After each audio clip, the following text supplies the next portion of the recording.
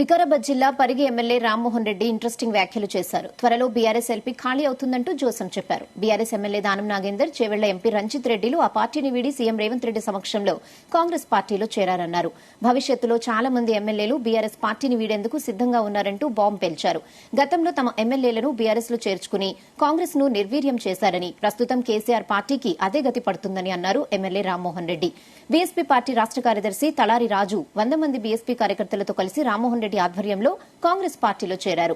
ఈ సందర్భంగా ఎమ్మెల్యే రామ్మోహన్ రెడ్డి ఈ వ్యాఖ్యలు చేశారు.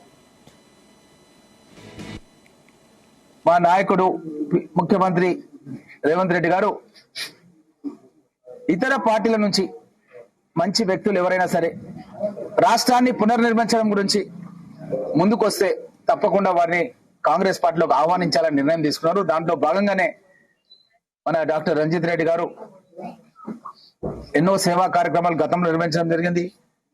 మెడికల్ కళాశాల కూడా మన ప్రాంతంలో ఏర్పాటు చేసి చాలా మంది రోగులకు వైద్యం కూడా చేయించడం, అంబులెన్స్ సర్వీసులు కూడా మన ప్రాంతంలో నడిపేయడం, ఎన్నో సేవా కార్యక్రమాలు తను మన ప్రాంతం లోపల చేయడం, నిరుద్యోగులకు కూడా ఉద్యోగ అవకాశాలు కల్పించడం అనేది మనం చూస్తున్నాం. అలాంటి వ్యక్తి మన పార్టీలోకి రావడం అంటే ఎక్కడ చూసినా సరే చర్చ జరుగుతుంది అంటే మంచి నిర్ణయం తీసుకున్నారని చెప్పి ఇక్కడికి వెళ్ళా సరే చెప్తున్నారు. మాకు కూడా సంతోషంగా ఉంది. ఏంటంటే ఒక మంచి వ్యక్తిని నేను డిసిసి అధ్యక్షుడిగా ఉండి గతంలో నేను ఏకైక శాసనసభ్యుడిగా ఉండి మీకు అందరికి తెలుసు, మన జిల్లా నుంచి ఏకైక శాసనసభ్యుడిగా ఉన్నాను. మన ముఖ్యమంత్రి రేవంత్ రెడ్డి గారు అధ్యక్షతన అంచెలంచెలుగా మీరు గమనిస్తున్నారు.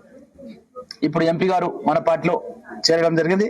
అదేవిధంగా మనకు జిల్లా పరిషత్ చైర్పర్సన్స్ సునీత మహేందర్ రెడ్డి గారు కావచ్చు, అదేవిధంగా అక్కడ అనిత హరినాథ్ రెడ్డి గారు అక్కడ రంగారెడ్డి జిల్లా చైర్పర్సన్స్ కూడా రావడం జరిగింది. మహేందర్ రెడ్డి గారు కూడా శాసన మండలి సభ్యులు కూడా మన పార్టీలో చేయడం జరిగింది.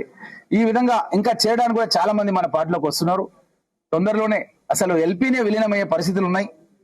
గతంలో ఎట్లయితే 12 మంది శాసనసభ్యులను కాంగ్రెస్ వాళ్ళని చేర్పించుకున్నారో ఇంకా మునుముందు కూడా అలాంటి పరిస్థితే రాబోతుంది.